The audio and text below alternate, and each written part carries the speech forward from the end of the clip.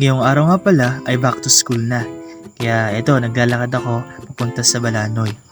Bali, wala nga pala akong service ngayon kaya maglalakad na lang muna ako. And then sakto, dumaan ang Kuya Jimber kaya yun, pinasakay na ako. So may 7-Eleven na nga pala ako bumaba dahil dito ko sila iintayin. Then after nun ay nakarating na kami dito sa school.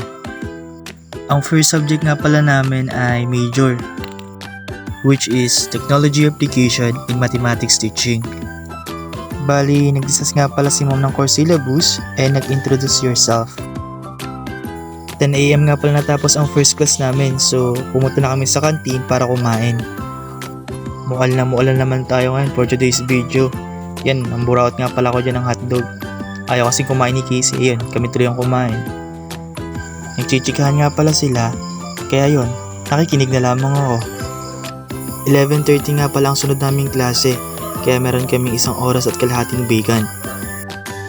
Buti na lang talaga at nagkasya pa ang uniform ko, feel ko kasi lalo akong tumaba. After kong kumain, so ito nga pala yung mga kasama ko. Yan, si Glenn. Tapos ito nga pala si Bea.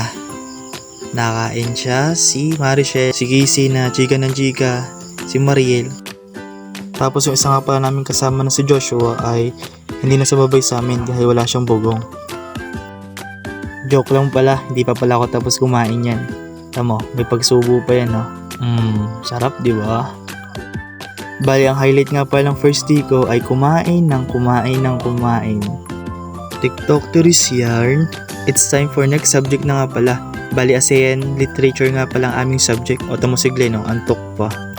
After ng klase ay dumiretso naman ako sa HEB 306 para asikasuhin ang documents ng CTEC.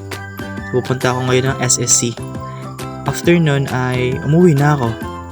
Bali, hindi nga pala ako nagpasundunan ko, sabi ko maglalakad na lamang ako. May dumaan nga pala dyang motor, yun, nakasakay ako. Hanggang dito na lamang. Thank you for watching.